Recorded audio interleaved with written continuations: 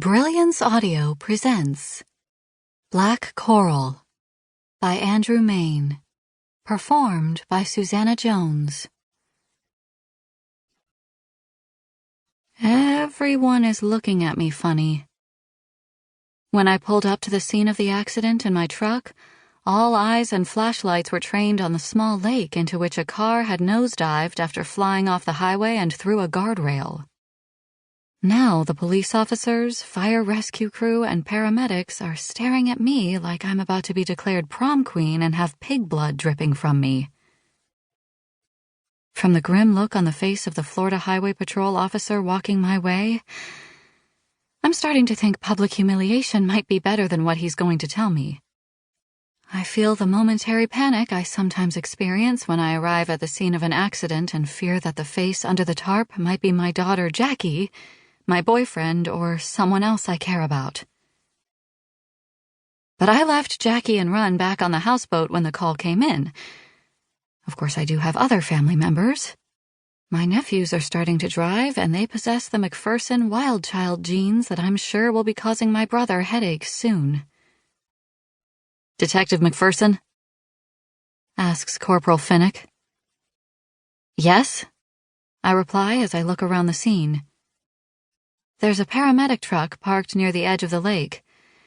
3 police cruisers and a fire truck wait on the roadway near the twisted guardrail.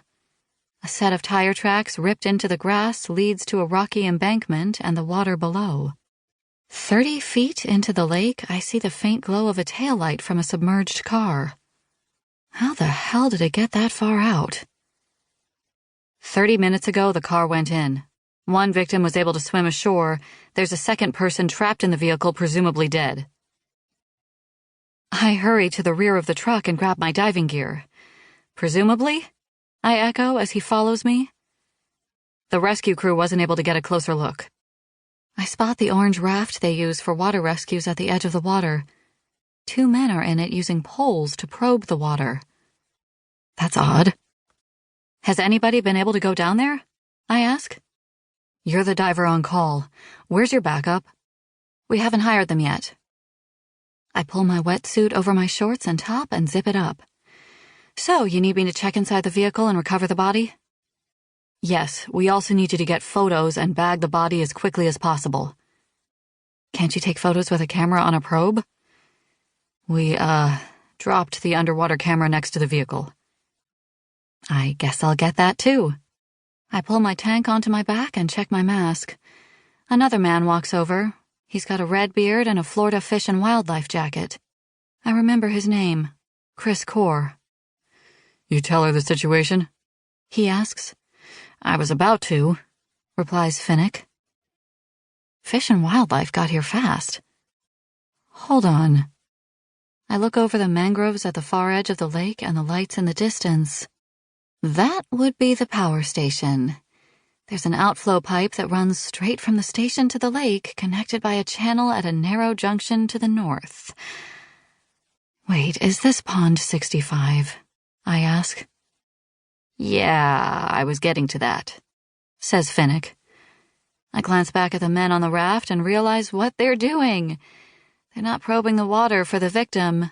They're trying to keep the alligators from eating him.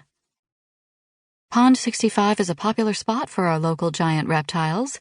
They enjoy the warm water of the power station's outflow and tend to congregate here.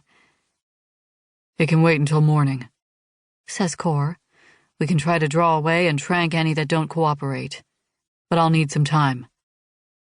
"Right," replies Finnick. "It's just that—" I put the pieces together. The guy who got out alive says he wasn't the driver, and you think he's lying, making this a homicide investigation. Getting the body before it gets tampered with would be ideal. Bruising can tell us where they were sitting, assuming their skin's still intact. And not eaten by a gator. Got it. Anything else? "Yeah," says Finnick. "Again, no pressure. This car and the survivor are also suspected in 2 hit-and-runs. Both fatal. So he's a suspected repeat hit-and-runner, and getting his passenger's body out now is what could help you nail him?" I grab my fins and walk to the edge of the water. "No pressure. Got it."